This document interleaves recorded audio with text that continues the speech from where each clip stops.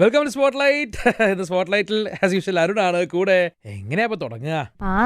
അങ്ങോട്ട് ജിംസിന്ന് വിളിക്കണോ അതോ അപർണന്ന് വിളിക്കണോ? അപർണ എന്ന് പറയുമ്പോ മലയാളം ഇൻഡസ്ട്രിയിൽ എത്ര അപർണ ഉണ്ട്? 4 അപർണയുണ്ട്. അപർണ ഗോപിനാഥ്, അപർണ വിനോദ്, അപർണ ബാലമുരളി, അപർണ നായർ. 4 അപർണയായി. സത്യം പറയുകയാണെങ്കിൽ ഏത് സ്ഥലത്ത് പോകുന്ന സമയത്തും അപർണ ബാലമുരളിയാണ്. അതെ, it's a must for me. ഞാൻ എപ്പോഴും എന്റെ അച്ഛന്റെ പേരിലാണ് എന്റെ ഐഡന്റിറ്റി കാണുന്നത് ഇപ്പോൾ, especially after coming to this industry. സ്കൂളിലൊന്നും it wasn't a conflict at all. എനിക്ക് മാത്രമേ പേരുണ്ടായിരുന്നുള്ളൂ. കോളേജിലും അത് കഴിഞ്ഞ് ഇവിടെ വന്നപ്പോഴാണ്, ഇൻഡസ്ട്രിയിലേക്ക് വന്നപ്പോഴാണ് 4-5 അപർണമാര്. അപ്പൊ so Balamurali is A must എന്ന് എനിക്ക് തോന്നിയത്. ഇൻഡസ്ട്രിയിൽ അപർണ അഭിനയിക്കുന്ന സിനിമ പറഞ്ഞിട്ട് അപർണ ബാലമുരളി അഭിനയിക്കുന്ന സിനിമ എന്ന് പറഞ്ഞാലേ അറിയുള്ളൂ. ഓർ ഇപ്പൊ ഫോർ ദാറ്റ് മാറ്റർ ജിംസി എന്ന് പറഞ്ഞാലും അറിയൂ. ഞാൻ 1-2 പേരെടുത്ത് അപർണ വരുന്നുണ്ട്. അപർണ ഏത് അപർണ? അപർണ ബാലമുരളി. ജിംസിയോ? ജിംസിയോട് ഭയങ്കര സ്നേഹം എല്ലാവർക്കും. എന്താണ് അത് ഇപ്പൊ പറയുന്ന പോലെ പോത്തേട്ടൻ ബ്രില്യൻസ് ആണ്.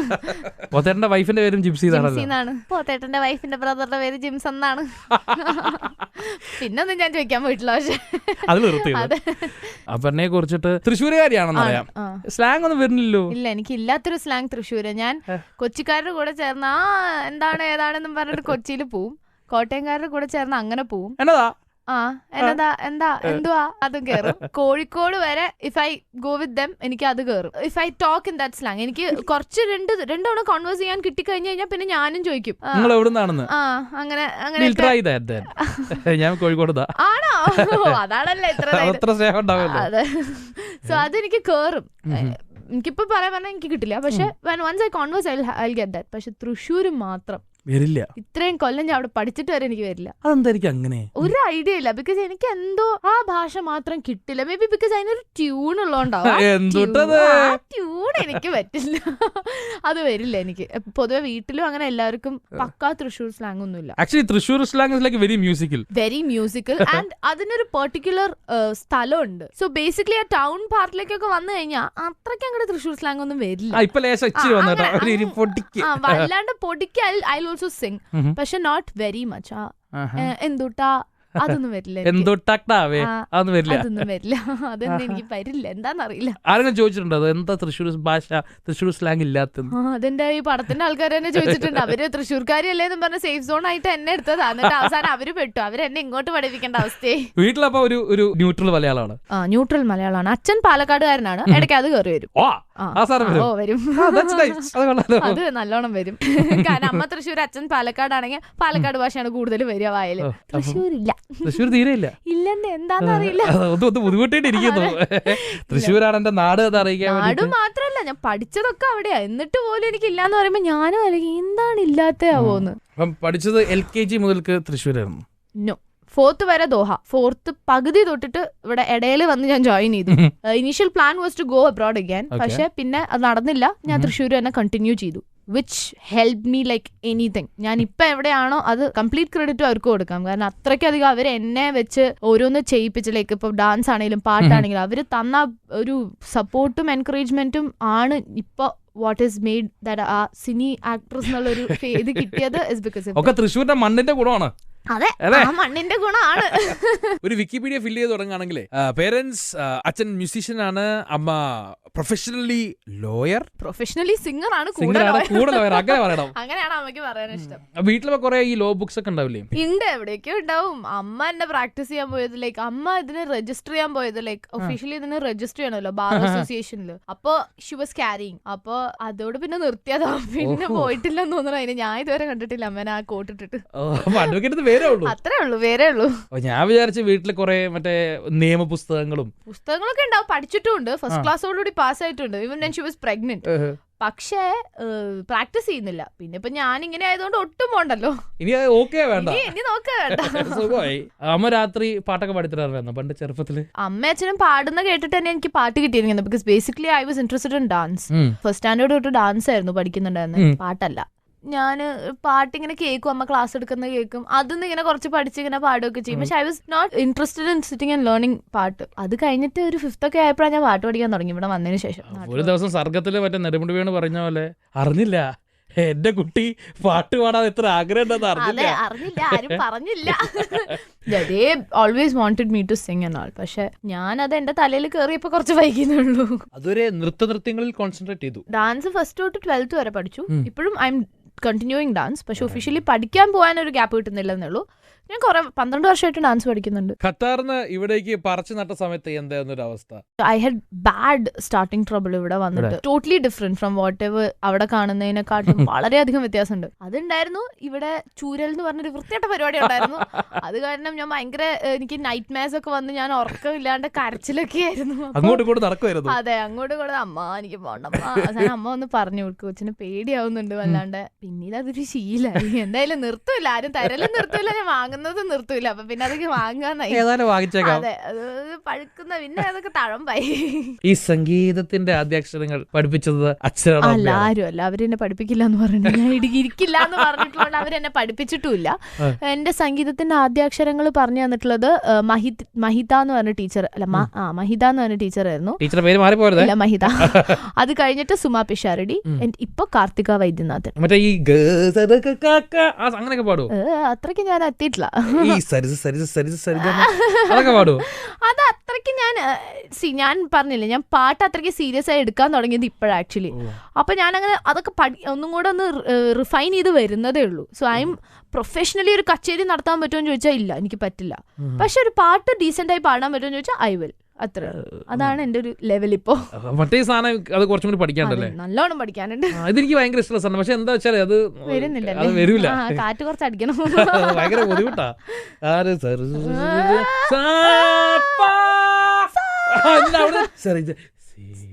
അതെങ്ങനെയാണത്?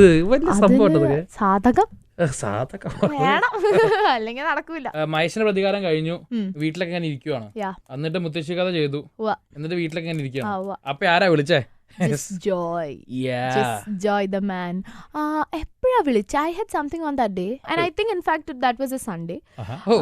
അപ്പൊ ജിസേട്ടൻ എന്നെ വിളിച്ചു. ഇനീഷ്യലി വിളിച്ചപ്പോ ഇത് ഇങ്ങനെയാണ്, എനിക്ക് മോള് തന്നെ ചെയ്താൽ കൊള്ളാന്നുണ്ട്. മഹേഷിന് ശേഷം ജിംസിയാണ് എന്റെ മനസ്സിൽ, മോളത് ചെയ്താലേ നന്നാവുള്ളൂ എന്ന് എനിക്കൊരു തോന്നലുണ്ടെന്നൊക്കെ പറഞ്ഞിട്ട് വിളിച്ചു. He came home. ജിസേട്ടൻ വന്നു. He told the story. ജിസേട്ടന്റെ narrating power was amazing, where I could visualize the whole thing and I loved it. അപ്പൊ തന്നെ ഞാൻ ഓക്കെ ആയിരുന്നു ഇതിന്. അപ്പൊ തന്നെ എനിക്ക് വേറൊരു സ്റ്റെപ്പേ ആവശ്യം വന്നില്ല. സ്ക്രിപ്റ്റ് വായിക്കലോ ഒന്നുമില്ല. I haven't read the script at all. ഈ പറഞ്ഞ കഥയാണ് എന്റെ മനസ്സിലുള്ളത്. അപ്പോൾ ഇൻഫാക്ട് ഇത് കഴിഞ്ഞിട്ട് കുറച്ച് ദിവസം കണ്ടെങ്കിൽ ഒരു കോളും വരാഞ്ഞപ്പോൾ എനിക്ക് ടെൻഷനായി. ബിക്കോസ് നമുക്ക് ഇഷ്ടപ്പെട്ട ഒരു സാധനം ചെയ്യാൻ പറ്റാണ്ടിരിക്കുക എന്ന് പറയുന്നത് വിഷമമാണ്. അതില് എന്താ പറയാ, അതിന്റെ ബഡ്ജറ്റോ അല്ലെങ്കിൽ അതിന്റെ ഒരു സ്റ്റാറിങ്ങോ അതല്ല important.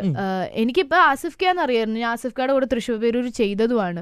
And I was very comfortable with him. അപ്പൊ അത് was plus point for me. പിന്നത്തെ കാര്യം ഈ story and the character, how it travels, അത് ഭയങ്കര ബ്യൂട്ടിഫുൾ ആയിട്ടാണ് ജിസേട്ടൻ പറഞ്ഞത്. അപ്പൊ എനിക്ക് ഭയങ്കര എക്സൈറ്റ്മെന്റ് ആയി, ഇത് എനിക്ക് ചെയ്യണം എന്നുള്ളൊരു ആഗ്രഹമായി. അമ്മയുടെ അടുത്തും അച്ഛൻ്റെ അടുത്തും ഞാൻ സ്റ്റോറി ഏകദേശം പറഞ്ഞ് കൺവിൻസ് ചെയ്തു. എന്നിട്ട് പോലും ദേ ലൈക്ഡ് ഇറ്റ്. ബിക്കോസ് എനിക്ക് നറേറ്റിംഗ് പവർ കുറച്ച് കുറവാ. അപ്പൊ എന്നിട്ട് പോലും അച്ഛന് ഭയങ്കര സാറ്റിസ്ഫൈഡ് ആയി. അച്ഛൻ പറഞ്ഞാൽ അത് കൊള്ളാം, നന്നായിട്ടുണ്ടെന്ന് പറഞ്ഞു.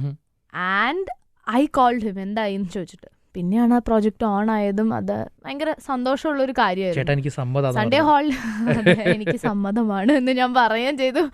And in fact I never regret. ഇപ്പൊ താങ്ക്ഫുൾ, എന്താ പറയാ, താങ്ക് ഗോഡ് ഇപ്പൊ അത് നല്ലോണം ഓടുന്നുണ്ട്. പടം നല്ല ഹൗസ്ഫുൾ ഷോസ് ഉണ്ട്. ഇനിയിപ്പോൾ അതല്ലായിരുന്നു സിറ്റുവേഷൻ ഉണ്ടെങ്കിൽ പോലും I was satisfied like anything. എനിക്കൊരു റിഗ്രറ്റും ഇല്ല പടം ചെയ്തതിലെന്ന് എനിക്ക് ഇപ്പോഴും തോന്നുന്ന ഒരു സിനിമയാണ് സൺഡേ ഹോളിഡേ. ഇന്നൊരു ഞായറാഴ്ച അല്ലടോ, ഒടയതമ്പുരാൻ പോലും വിശ്രമിച്ച ദിവസം. അങ്ങനെ വിശ്രമിക്കുന്നതിനിടയിലേ ഒടയതമ്പുരാന്റെ ചെവിയിൽ ആരെങ്കിലും ചെന്നൊരു കഥ പറഞ്ഞിട്ടില്ലെന്ന് വേദപുസ്തകത്തിൽ എവിടെയും പറഞ്ഞിട്ടില്ലല്ലോ.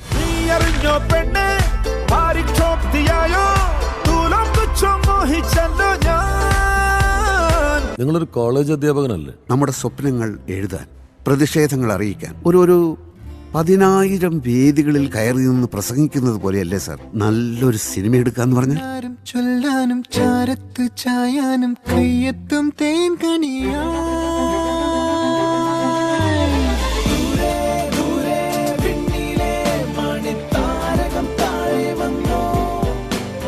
ഞങ്ങൾ വിചാരിച്ചതിനെക്കാട്ടിലും എന്താ പറയാ ഒപ്പീനിയൻസ് പോകുന്ന ഒരു പടമാണ് സൺഡേ ഹോളിഡേ. വലിയ അധികം തെറ്റില്ലാണ്ട് ഒട്ടുമിക്ക ആൾക്കാർക്കും ഇഷ്ടപ്പെടുന്ന ഒരു ക്രൗഡും അങ്ങനെയൊക്കെ ആയിട്ടാണ് സൺഡേ ഹോളിഡേ പോണത്. സോ അതിന്റെ എക്സൈറ്റ്മെന്റ് നല്ലോണം ഉണ്ട്. ഏറ്റവും സന്തോഷം എന്താണെന്ന് അറിയാം, എല്ലാ ഷോ കഴിയുമ്പോഴും എവ്രി വൺസ് ലൈക്ക് എല്ലാരും എഴുന്നേറ്റ് നിന്ന് കൈയടിച്ചു. ഇൻസ്റ്റാഗ്രാമിലായതുകൊണ്ടേ പലപ്പോഴും നമ്മുടെ ഫ്രണ്ട്സിലൂടെ ഫോട്ടോ എടുക്കുന്ന സമയത്ത് കൂടുതലുള്ളവരെ നമ്മൾ നോക്കാറില്ല. നമ്മൾ എത്രത്തോളം ഭംഗിയുണ്ടാവുന്നോ അത്രയും നല്ലത്.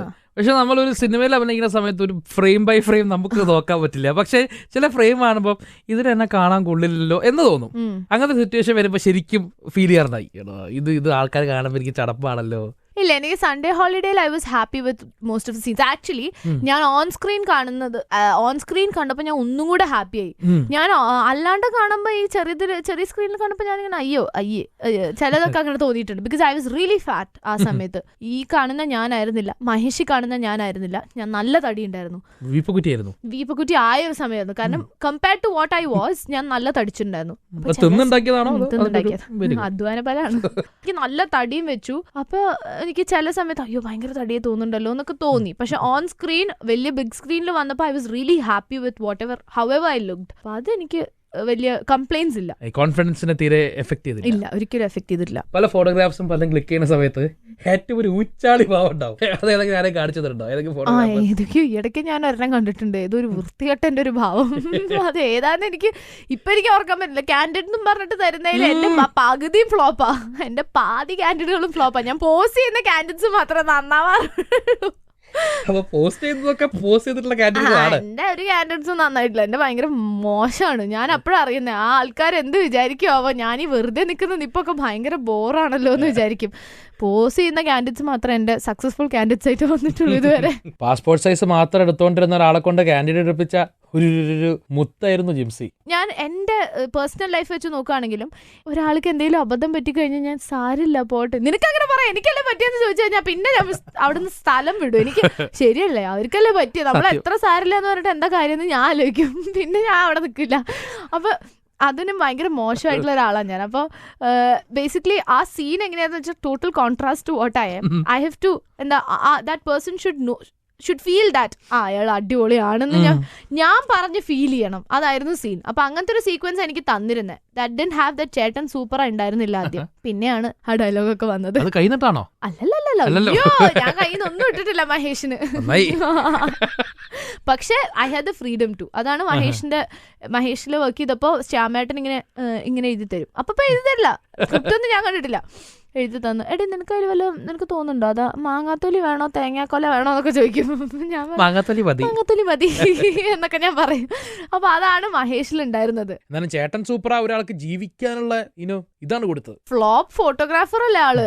അത്രയും വൃത്തിയായിട്ട് ഫോട്ടോസ് എടുത്തിട്ട് അവസാനം അയാള് ഒരു നല്ല ഫോട്ടോഗ്രാഫറാന്ന് അയാൾക്ക് തന്നെ തോന്നണമെങ്കിൽ അത്രയും കൺവിൻസിംഗ് ആയിരിക്കണ്ടേ ഞാൻ പറയുന്നത്. അതാണ് അതിന്റെ കോൺസെപ്റ്റ്. എന്തുകൊണ്ടാ സിനിമ ഈ സൺഡേ ഹോളിഡേ എന്ന പേര്? അത് കണ്ട ആർക്കും ഒന്ന് രണ്ട് പേരുണ്ടോ ചോദിച്ചു, എന്തുകൊണ്ടാ നീ ചോദിക്കാൻ കേട്ടോ സൺഡേ ഹോളിഡേ എന്ന പേര് എന്ന്? ഞായറാഴ്ച ദിവസമാണ് ഇത് സംഭവിക്കുന്നത്, അതുകൊണ്ടാണ് Sunday holiday. Sunday holiday it's A holiday. പക്ഷെ സൺഡേ ഹോളിഡേ എന്ന് പറഞ്ഞ ആ ഒരു ദിവസം സൺഡേ ഇസ് എ ഹോളിഡേ എന്ന് എല്ലാവർക്കും അറിയാം. അതുകൊണ്ടാണ് സൺഡേ ഹോളിഡേ എന്ന് പേരിട്ടെ. പക്ഷെ ആ ഒരു ഹോളിഡേയിൽ വരുന്ന ഒരു ഭീകരമായൊരു ലൈഫിൽ വരുന്ന ഒരു ട്വിസ്റ്റ് ആണ് ആ പടം. അതുകൊണ്ടാണ് സൺഡേ ഹോളിഡേ എന്ന് പേരിട്ട്. ഒരു ഹോളിഡേ കിട്ടുന്ന സൺഡേ എന്ത് ചെയ്യും? ഒരു ഹോളിഡേ കിട്ടുന്ന സൺഡേ ഇവിടെ എനിക്ക് ഏറ്റവും പ്രശ്നം തോന്നിയിട്ടുള്ളത് എന്താ വെച്ചാൽ ഹോളിഡേ അന്നാണ് നമുക്ക് എന്തെങ്കിലും വാങ്ങാൻ പോവാ. അന്നും എല്ലാവരും ഹോളിഡേ എടുക്കുന്നതുകൊണ്ട് വാങ്ങാനും പോകാൻ പറ്റില്ല, ചോറി കുത്തി വീട്ടിൽ ഇരിക്കേണ്ടി. അതുകൊണ്ട് സൺഡേസ് ഞാൻ പൊതുവെ ഒന്നും ചെയ്യാറില്ല, വീട്ടിലിരിപ്പാണ്. ആർക്കിടെക്ചർ കോളേജിൽ പോയിരുന്നപ്പോ മുട്ടമണിയായിരുന്നു അവിടെ. എന്താ വരയ്ക്കുക, മൺഡേ സബ്മിറ്റ് ചെയ്യണമെങ്കിൽ സൺഡേ തുടങ്ങുള്ളൂ നമ്മൾ. അതുകൊണ്ട് സൺഡേ പത്തിരുന്ന് പണിയേണ്ടി വരും. അതുകൊണ്ട് സൺഡേ ഹോളിഡേ ആയിരുന്നില്ല, സൺഡേ വളരെ വർക്കിംഗ് ആയിരുന്നു. ഇപ്പൊ അതിനേക്കാളും വർക്കിംഗ് ആയി. നമുക്ക് പിന്നെ സൺഡേ ഇല്ലല്ലോ, അതിന് സൺഡേ ഇല്ല. കോളേജിൽ പോക്ക് ഏകദേശം വിട്ടോ? ഇല്ല, ഐ വിൽ കണ്ടിന്യൂ. അതാണ് ഞാൻ എപ്പോഴും ഇപ്പൊ ഈ ഇടയ്ക്ക് ഇന്റർവ്യൂസിൽ എല്ലാത്തിലും പറഞ്ഞിരിക്കുന്നത്, ആരും ചോദിക്കരുത് എന്നോട് എന്താ ചെയ്യുന്നത്. ആർക്കിടെക്ചർ പഠിക്കുന്നുണ്ട്, ഞാൻ കംപ്ലീറ്റ് ചെയ്യുമ്പോൾ ഞാൻ അത് അറിയിച്ചോളാം. ഇഷ്ടംപോലെ വഴിയുണ്ട്, ഫേസ്ബുക്ക് ഉണ്ട്, പത്രമുണ്ട്, എന്തിലും വേണേലും ഞാൻ അറിയിച്ചോളാം. പക്ഷെ ഇപ്പൊ എന്നോട് ചോദിക്കരുത് എന്താ പരിപാടി. ഡിഗ്രി കിട്ടി കഴിഞ്ഞാൽ മറ്റേ കോട്ടക്കെട്ടുള്ള ഒരു photo, graduation pic, mandatory pic എന്നൊക്കെ പറഞ്ഞ് ഞാൻ ഇടുന്നു. ഇൻസ്റ്റാ പിക് ഹാഷ്ടാഗ് ഒക്കെ ഇടും.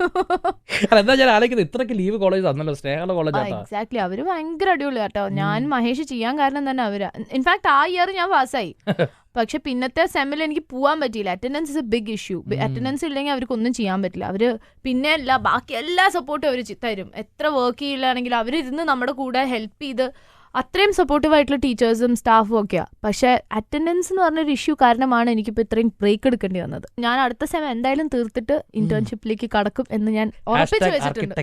Yes, #architect in making. ഈ സെറ്റിന്റെ ഒക്കെ ഡിസൈൻ മൂവീസ് ഒബ്വിയസ്ലി അപ്പോഴൊക്കെ ഒരു ആർക്കിടെക്ടിന്റെ മനസ്സ് ഉണരാറുണ്ട്.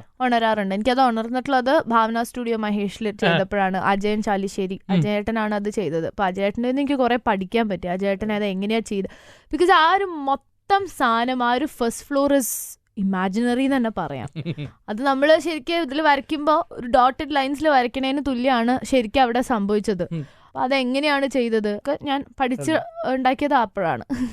സാധാരണ ഒരു സെറ്റിലേക്ക് എത്ര സമയത്തെ ആദ്യം നമുക്ക് കുറച്ച് സ്റ്റാർട്ടിംഗ് ട്രബിളാ. ഞാൻ അതിന്റെ ആശാത്തിയാണ്. എനിക്ക് തോന്നുന്നു ഈശ്വരൻ ഇനി ബാക്കിയുള്ളവർക്ക് തോന്നുന്നു ഞാൻ ജാടം കാണിക്കാന്ന് തോന്നുന്നത്. ബിക്കോസ് വലിയ വലിയ ആൾക്കാരോട് അങ്ങോട്ട് പോയി സംസാരിക്കാൻ എനിക്ക് മടിയാ. ബിക്കോസ് എനിക്ക് പേഴ്സണലി ഫീൽ ചെയ്തു അവർക്ക് ബുദ്ധിമുട്ടാവോ നമ്മളിപ്പോ പോയി ഹെഡ് ചെയ്ത് സംസാരിച്ച എന്നാണ് എന്റെ മനസ്സിൽ. സോ ഞാൻ പൊതുവെ അങ്ങനെ സംസാരിക്കാറില്ല.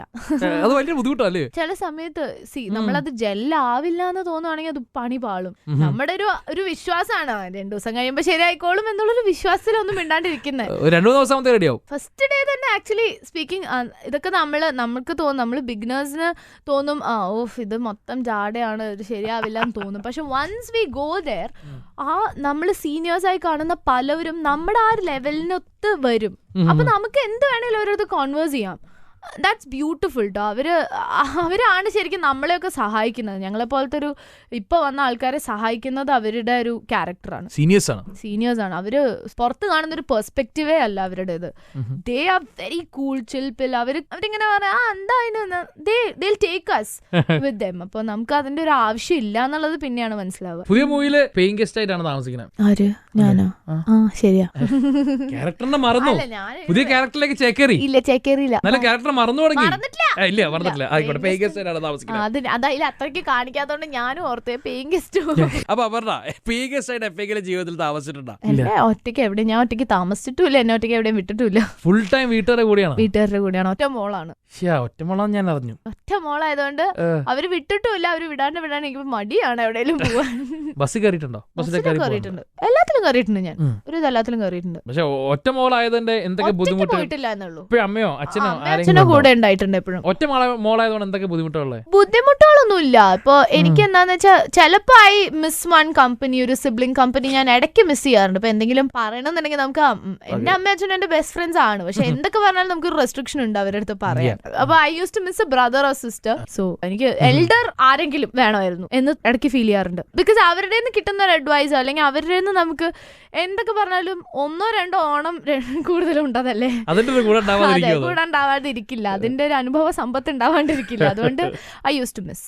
അത് മാത്രമേ ഉള്ളൂ സിംഗിൾ ചൈൽഡ് ആയതുകൊണ്ടുള്ള ഒരു വിഷമം. വേറെ ബുദ്ധിമുട്ടുകളൊന്നുമില്ല. പിന്നെ കുറച്ച് സ്വഭാവത്തിൽ പ്രശ്നങ്ങളുണ്ട്. അത് ഞാനിപ്പോ റെക്ടിഫൈ ചെയ്യാൻ നോക്കുന്നു.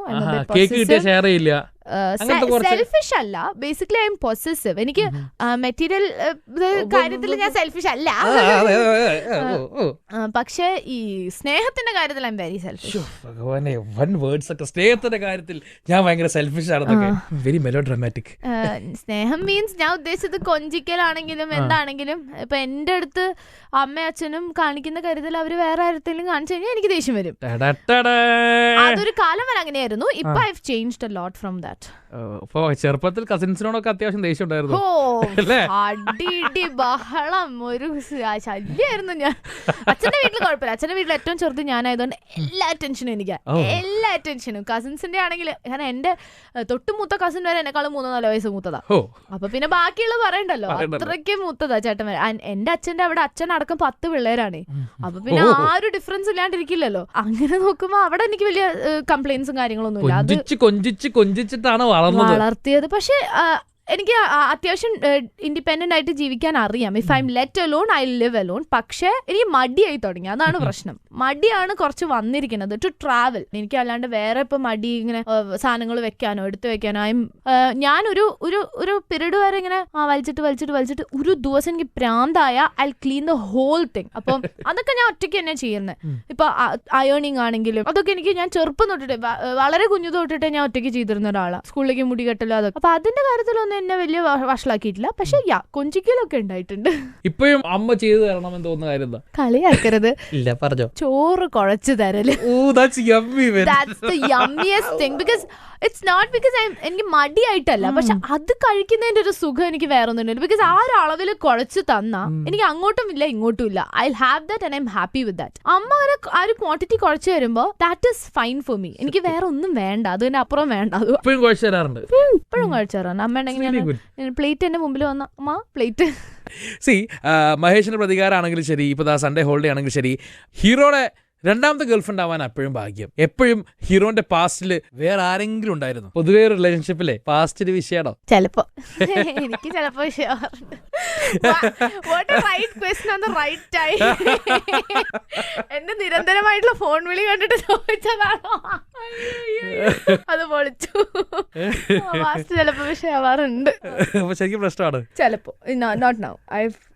എന്താ താണ്ടി ആ ഒരു ഇൻസെക്യൂർ ലെവൽ താണ്ടി. I'm fine with the past, not if she comes in the present.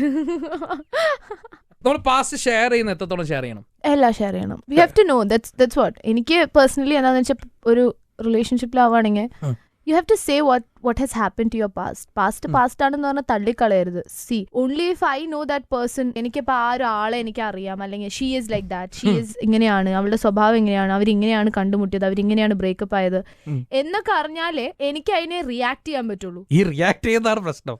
അതെ, പേഴ്സണലി റിയാക്ട് ചെയ്യരുത്. ബിക്കോസ് എനിക്ക് ഒന്നും അറിയാണ്ട് ഞാൻ റിയാക്ട് ചെയ്ത് കഴിഞ്ഞാൽ I don't no what has happened. C, ചിലപ്പോൾ നമ്മൾ ഇപ്പൊ എന്റെ ഈ മൂവിയിൽ തന്നെ പറയുന്നുണ്ട്, എതിരെ നിൽക്കുന്ന ആളുടെ മനസ്സറിഞ്ഞാൽ എല്ലാവരും പാവങ്ങളാണ് മക്കളെ. സോ എനിക്ക് ബേസിക്കലി എനിക്ക് അത് അറിയില്ലായിരുന്നു. ബേസിക്കലി എനിക്ക് അതാണ് എന്റെ കോൺസെപ്റ്റ്. അതാണ് എന്റെ കോൺസെപ്റ്റ്. സോ നമുക്ക് അത് അറിയില്ലെങ്കിൽ it's really hard for us to react. എന്തെങ്കിലും നമുക്ക് കണ്ടാലോ അല്ലെങ്കിൽ എന്താണ് ഇങ്ങനെ ചെയ്തത്, എന്താണ് അങ്ങനെ ചെയ്തത് എന്ന് ചോദിക്കുന്നതിന് മുന്നേ you have to know what has happened എന്നുള്ളത്. അല്ലാണ്ട് അത് പാസ്റ്റ് എന്ന് പറഞ്ഞിട്ട് അവസാനം ആ പെണ്ണ് ഇവിടെ കയറി വന്നു കഴിഞ്ഞാൽ എനിക്ക് നല്ല ദേഷ്യം വരും. ഭയങ്കര ബുദ്ധിമുട്ടാണ്. പിന്നെ ഞാൻ അതാ നേരത്തെ പറഞ്ഞ വെരി പോസിറ്റീവ്. എനിക്ക് ഇങ്ങനത്തെ ചില വൃത്തിയുടെ സ്വഭാവങ്ങളാണ് ഒറ്റമോളായിട്ട് കിട്ടിയിട്ടുള്ളത്. ആ സ്വഭാവങ്ങൾ മാറ്റിയില്ലെങ്കിൽ എനിക്ക് ആരുടെ അടുത്തെങ്കിലും തല്ലി കിട്ടും. നമ്മൾ അറിഞ്ഞു കഴിഞ്ഞാൽ കുറച്ചും കൂടെ നമുക്കത് റിയാക്ട് ചെയ്യേണ്ടത് എങ്ങനെയാണെന്ന് അറിയാം. ഇനിയിപ്പോൾ തെണ്ടിത്തരാണെങ്കിൽ ഞാൻ റിയാക്ട് ചെയ്യാനും ചെയ്യും. അല്ല ഇപ്പൊ സാരില്ല പോട്ടെ എന്നൊക്കെ ആണെങ്കിൽ നമുക്ക് ശരി പോട്ടെ എന്ന് തോന്നും. ടു ടൈമിംഗ് ഉള്ള ഒരു ബോയ് ഫ്രണ്ടിനെ മാപ്പ് കൊടുത്തിട്ട് you come back to me എന്ന് പറയോ? ഇല്ല. പക്ഷെ ഞാൻ that depends on how far I have been dependent on him. അത് ഡിപ്പെൻഡ് ചെയ്തിട്ടേ എനിക്ക് അങ്ങനത്തെ ഒരാളുടെ അടുത്ത് റിയാക്ട് ചെയ്യാൻ പറ്റുള്ളൂ. അല്ലാതെ കുഴപ്പമില്ല you come back to me അങ്ങനെ ചുമ്മാ പറയാൻ എന്തത് വെള്ളരിക്കാൻ പറ്റണോ? തല്ലി കൊന്ന് പിച്ചി ചീന്തി ഒക്കെ കഴിഞ്ഞിട്ട് if you want you can come back. ഇത്രയും ചെയ്തിട്ട് എങ്ങോട്ട് വരാൻ? പിച്ചലും വാതിലും അടി തൊഴിയൊക്കെ കഴിഞ്ഞിട്ട് ഞാൻ പറയും. അത്രേ ഉള്ളൂ. ഏതെങ്കിലും ഒരു പ്രോഡക്റ്റിന്റെ ഒരു ബ്രാൻഡ് അംബാസിഡർ ആവുകയാണെങ്കിൽ എന്ത് പ്രോഡക്റ്റിന്റെ ബ്രാൻഡ് അംബാസിഡർ ആവുകയാണെങ്കിലോ എനിക്ക് തോന്നുന്നു എന്റെ നാച്ചുറൽ ആയിട്ടുള്ള എന്തെങ്കിലും ഉള്ളത് വെച്ചിട്ടല്ലേ, എന്റെ മുടി വെച്ചിട്ട് എന്തെങ്കിലും എനിക്ക് ചെയ്യാൻ പറ്റുമായിരിക്കും. ആരെങ്കിലും പറഞ്ഞിട്ടുണ്ടോ? ഉണ്ട്. അല്ല, എന്റെ ആകെ കൂടി ഉള്ളൊരു സ്ട്രോങ്ങസ്റ്റ് എലിമെന്റ് എന്റെ മുടിയാണ്. ഈ മുടി കാണിച്ചിട്ട് ഹെയർ ഓയിലിന്റെ പരസ്യത്തിൽ കയറാം. അതെ, എനിക്ക് ഫേക്ക് ചെയ്യേണ്ടി വരില്ല എന്നാണ് എന്റെ വിശ്വാസം. ആരെങ്കിലും അപ്രോച്ച് ചെയ്തിരുന്നോ? ഇല്ല, ഞാൻ ആഡ്സ് അധികം ചെയ്യാറില്ല. That's not my. അതിന് വേറൊരു കഴിവ് തന്നെ വേണം ആക്ച്വലി. അത് എന്റെ ഒരു മേഖല അല്ലാത്തതുകൊണ്ട് ഞാൻ അധികം പോയിട്ടില്ല അതിന്. അങ്ങനെ ഞാൻ പുച്ഛിക്കല്ല കേട്ടോ. എന്റെ ടൈപ്പ് ഓഫ് സാധനം അല്ല അത് ചെയ്യാൻ അതിൻ്റെതായിട്ടുള്ള അതിന് കഴിവുള്ള ആൾക്കാരുണ്ട്. ചുമ്മാ ഞാൻ പോയത് കൊളാക്കണ്ടല്ലോ. മുഖത്തുള്ള ഏത് ഫീച്ചർ ഏറ്റവും നല്ലതെന്ന് തോന്നിയിട്ടില്ല? മുഖത്ത് കണ്ണ്. ഇപ്പൊ നോക്ക, പല്ല് മുയൽപ്പൽ. കണ്ണിന്റെ എക്സ്പ്രഷൻസ് ഗംഭീരാണെന്ന് പറഞ്ഞിട്ടുണ്ട്. എനിക്ക് നല്ല ഫീച്ചേഴ്സ് ഉണ്ട് കണ്ണിന്. ഷൈജു ഖാലിദ് പറഞ്ഞിട്ടുണ്ട്, ഷൈജുക്ക പറഞ്ഞിട്ടുണ്ട്. എനിക്ക് ലാഷസ് അത്യാവശ്യം നല്ലോണം ഉണ്ട്, ടച്ച് വുഡ് എന്ന് പറഞ്ഞിട്ടുണ്ട്. അപ്പൊ എനിക്കും കൂടുതൽ ഇപ്പൊ ഡാൻസ് ചെയ്യുമ്പോഴാണെങ്കിലും എന്റെ ഡാൻസ് മാസ്റ്റർ പറഞ്ഞിട്ടുണ്ട് കുറച്ചും കൂടെ എക്സ്പ്രസീവ്. എനിക്ക് എക്സ്പ്രഷൻ കൊടുക്കാൻ പറ്റിയൊരു സംഭവം എന്റെ കണ്ണിൽ കൂടെയാണ്. അപ്പൊ എനിക്ക് കണ്ണാണ് എനിക്ക് ഏറ്റവും കോൺഫിഡൻസ് തരുന്ന ഒരു കാര്യം. ഇപ്പോഴത്തെ ചീഞ്ഞ കണ്ണ് നോക്കണ്ട, കണ്ണ് എഴുതി കഴിഞ്ഞാൽ എന്നെ കാണാൻ ഭയങ്കര ഭംഗി. അതെ, കണ്ണ് ഭാവങ്ങൾ രണ്ട് ഭാവം കാണിക്കും, ബീബിൾസ് ഒക്കെ കാണിക്കാൻ പറ്റും. ഇത് ജഗതി ചേട്ടൻ ചെയ്ത എക്സ്പ്രഷൻ ആയിപ്പോയി. ഇല്ല അങ്ങനെ കണ്ണുകൊണ്ട് ഇങ്ങനത്തെ എക്സ്പ്രഷൻ ഒന്നും അല്ല ഡാൻസ് പറയാൻ പഠിച്ചാണല്ലോ, അപ്പൊ കണ്ണോട്ട് എന്തെങ്കിലും കാണിക്കേണ്ടത് ഒരു മര്യാദയാണ്. ചോദിച്ചാൽ ഇതിനൊരു ഇതുണ്ട്. ഇത് വരട്ടെ, മറ്റേ റൊമാൻസ് റൊമാൻറ്റിക് റൊമാൻറ്റിക്. അതാണ് എനിക്ക് ഏറ്റവും ടഫസ്റ്റ് എന്റെ മേഖല. അത് മഹേഷത്തെ പ്രപ്പോസൽ കേട്ടാ തന്നെ അറിയാം, ഭയങ്കര ബോറ പ്രപ്പോസൽ ആയിരുന്നു. അങ്ങനല്ല, സത്യസന്ധമായിട്ട് പറഞ്ഞാണ്. അങ്ങനല്ല, കളിയാക്കാൻ വേണ്ടി പറഞ്ഞതാണ്. അല്ല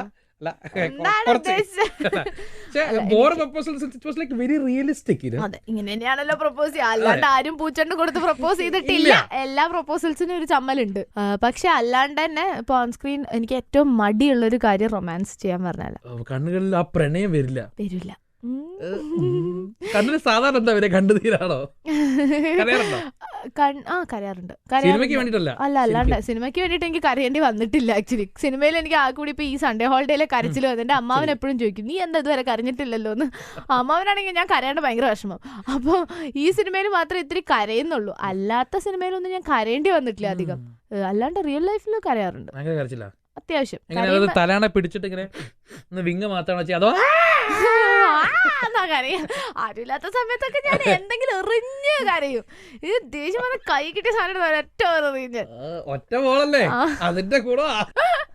അപ്പൊ അങ്ങനെയൊക്കെ ചെയ്തിട്ടുണ്ട്. പക്ഷെ കരച്ചില് കൂടുതൽ. പിന്നെ എനിക്കൊരു ശീലം കണ്ണാടി നോക്കി കരയില്ല. കണ്ണാടി നോക്കി ഞാൻ എന്നെ തന്നെ നോക്കി കരയും. അയ്യോ എന്നെക്കാളും ഒന്നുകൂടെ പാവം തോന്നി ഞാൻ പിന്നെ കരയും. മാനസികമായിട്ടുള്ള ഓരോ വൈകല്യങ്ങൾ നമുക്ക് തടുക്കാൻ പറ്റില്ലല്ലോ. അതെ, അങ്ങനെ ഒരു വൈകല്യം ഉണ്ട് എനിക്ക്. ബിഫോർ ആൻഡ് ആഫ്റ്റർ മഹേഷിന്റെ പ്രതികാരം അവരുടെ എന്തൊക്കെ സംഭവിച്ചു? ഒരു കുട്ടീനെ ആദ്യമായിട്ട് സ്കൂളിൽ കൊണ്ട് ചേർത്തിയ എന്തായിരിക്കും സ്ഥിതി? കരയും. ഞാൻ കരഞ്ഞില്ല. പക്ഷെ ഒരു ക്ലൂലെസ് ആണ് നമ്മള്. നമുക്ക് അറിയില്ല what's happening around us. Or in fact അതൊരു സ്കൂളാണ്, അതിന് ഇങ്ങനെയൊക്കെയാണ് എന്നുള്ളത് നമുക്ക് അറിയില്ല. So basically I was one kid like that when I was in Mahesh. ഞാനിപ്പോ വളർന്ന് പന്തലിച്ചെന്നല്ല ഞാൻ പറയുന്നത്. എന്നാലും മഹേഷ് ഇറങ്ങുമ്പോ എനിക്ക് ഇല്ലാത്ത ടെൻഷൻ ആയിരുന്നു സൺഡേ ഹോളിഡേ ഇറങ്ങുമ്പോ എനിക്ക് ഉണ്ടായിരുന്നു. So that is one major difference between Mahesh and Sunday holiday. എന്റെ ഒരു സ്റ്റേറ്റ് ഓഫ് മൈൻഡിന്റെ ഡിഫറൻസ് അതായിരുന്നു. മഹേഷ് ഞാനൊരു ഇനീഷ്യൽ സ്റ്റാർട്ടിങ് ഒരു ബിഗിനർ ആയിരുന്നു. ആൻഡ് ആ പടം കഴിഞ്ഞു, റിലീസായി, and my part was over എന്നായിരുന്നു എന്റെ വിചാരം. പക്ഷെ സൺഡേ ഹോളിഡേയിൽ എന്റെ അടുത്ത് കഥ പറഞ്ഞ ദിവസം തൊട്ട് ഇന്നത്തെ ദിവസം വരെ ആൻഡ് ഇനിയുള്ള ദിവസങ്ങളാണെങ്കിലും ഞങ്ങൾ ഒരുമിച്ചാണ് പോയിട്ടുള്ളത്. എന്ത് ടെൻഷൻസ് ആണെങ്കിലും ആ ടെൻഷനൊക്കെ എന്റെ തലയിലുണ്ട്. ഞാൻ സൺഡേ ഹോളിഡേ റിലീസിന് അന്ന് രാവിലെ മൂടി പുതപ്പിന്റെ അടിയിലായിരുന്നു ടെൻഷൻ അടിച്ചിട്ട്. എനിക്ക് ജിസ്സായിട്ടന്റെ ടെൻഷൻ കണ്ടിട്ടും പ്രൊഡ്യൂസേഴ്സിന്റെ ടെൻഷൻ കണ്ടിട്ടും എനിക്ക് ടെൻഷൻ കയറുക. കാരണം we were sitting inside a room together and we were discussing ഇത് നാളെ ഇങ്ങനെയാണ് റിലീസ്.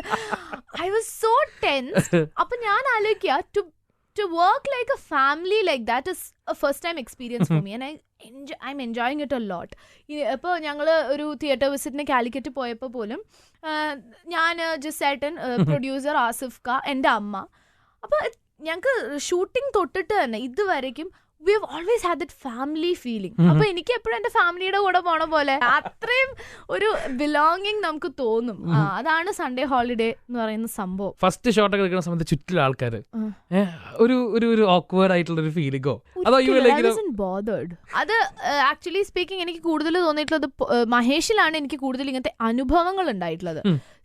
ഞാൻ സെക്കൻഡ് ക്ലാസ് യാത്ര ചെയ്തെങ്കിലും that was A short span and എന്നെ അത്രയ്ക്ക് എഫക്ട് ചെയ്തിട്ടില്ല. എനിക്ക് എഫക്ട് ചെയ്യാൻ മാത്രമല്ല എനിക്ക് ഉണ്ടാവാൻ പറ്റിയിട്ടില്ല. ഒരു സെക്കൻഡ് ക്ലാസ് യാത്ര എന്ന് പറഞ്ഞാൽ ആ ഒരു പാട്ടിൽ മാത്രമേ ഉള്ളൂ എന്നുണ്ടെങ്കിലും the kind of exposure they gave me was amazing. അതില്ലായിരുന്നെങ്കിൽ ഞാൻ ഒരിക്കലും ഇനി മൂവീസ് ചെയ്യില്ലായിരുന്നു. ഈ അമ്പാഴത്തിന്റെ മീനിങ് എന്താ? അമ്പാഴം ഇതല്ലേ, എന്തൊരു ഫ്രൂട്ട് അല്ലേ? ആ പാട്ടിലാണല്ലോ വന്നത്.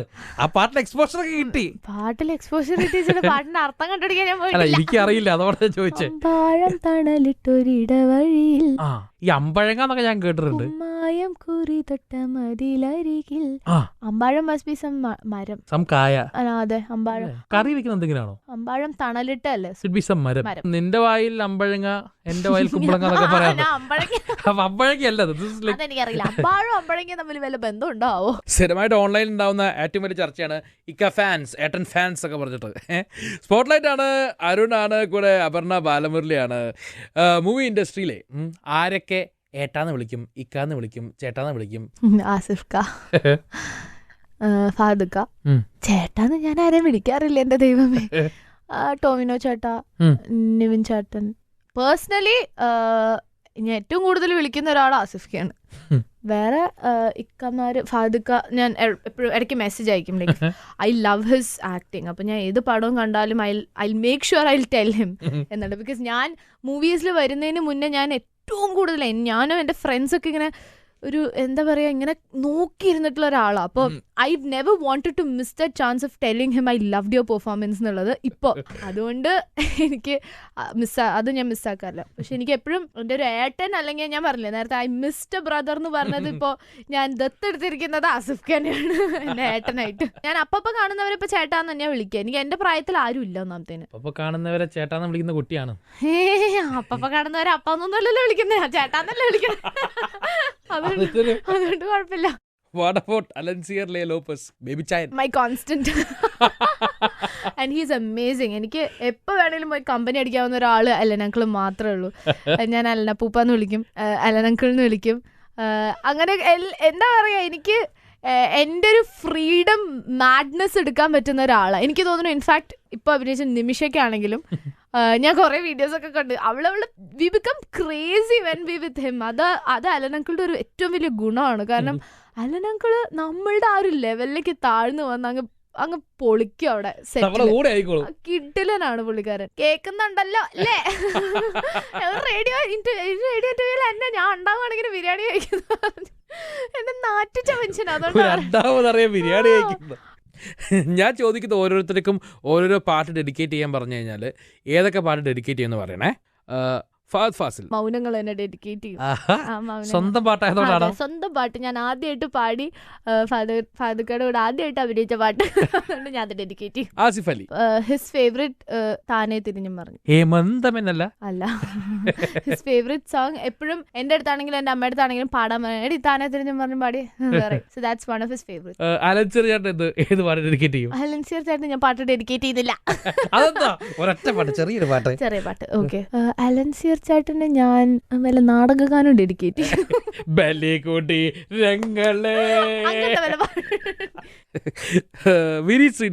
വിനീതേട്ടന് പാട്ട് ഡെഡിക്കേറ്റ് ചെയ്യാൻ എൻ്റെ പൊന്നേ. വിനീതേട്ടന് ഞാൻ ഡെഡിക്കേറ്റ് ചെയ്യുമ്പോ ഞങ്ങള് പാടിയ പാട്ട് തെന്നൽ നിലാവിന്റെ കാതിൽ ചൊല്ലി, ഞങ്ങളുടെ ഡുവറ്റ് ഞങ്ങൾ അഭിനയിച്ച് പാടിയ പാട്ടാണേ. അതുകൊണ്ട് ജ്യൂസ് ജ്യൂസ് ജ്യൂസ് കുമ്മട്ടിക്ക ജ്യൂസ് മമ്മട്ടിക്കാക്ക് ഇഷ്ടപ്പെട്ട കുമ്മട്ടിക്ക ജ്യൂസ്. Rapid fire. എല്ലാരും ചാവും ചാവും. അസ്ഫലി, ഫഹദ് ഫാസിൽ, വിനീത് ശ്രീനിവാസൻ. ഇതാരാ ഏറ്റവും പാവം? വിനീതേട്ടൻ. ഒന്നും മിണ്ടില്ല, ഒരു പച്ച പാവം സാധനമാണ് വിനീതേട്ടൻ. തൃശ്ശൂർ പേരൂർ ക്ലിപ്സത്തെ പറ്റി പാലക്കാട്ടുകാരിയുടെ 2 വാക്കുകൾ. ഓ ആരിന്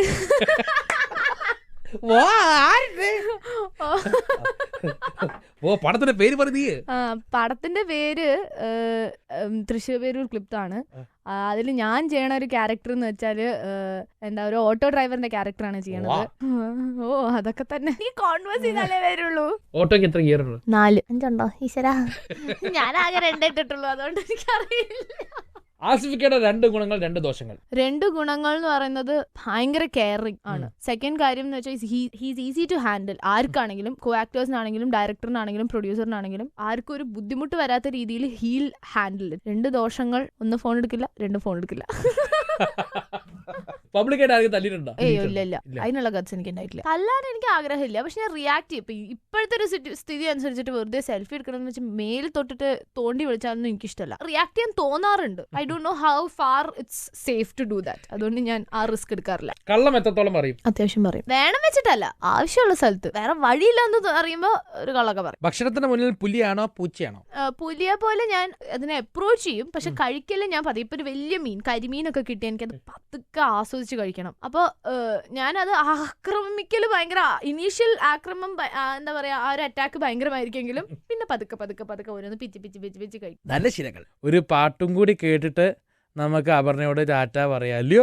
മഴ പാടും കുളിരായി വന്നതാരോ ഇവളോ, തിന്നലായി തണലായി ഇനിയാരോ ഇവനോ, അറിയാതൊരോമൽ പീലി തിരയുന്നു തമ്മിൽ നാം കാണാതിരുന്ന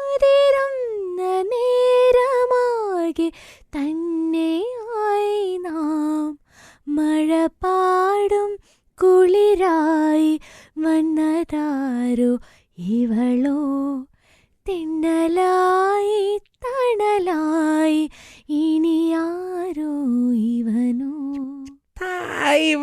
വെരി നൈസ്.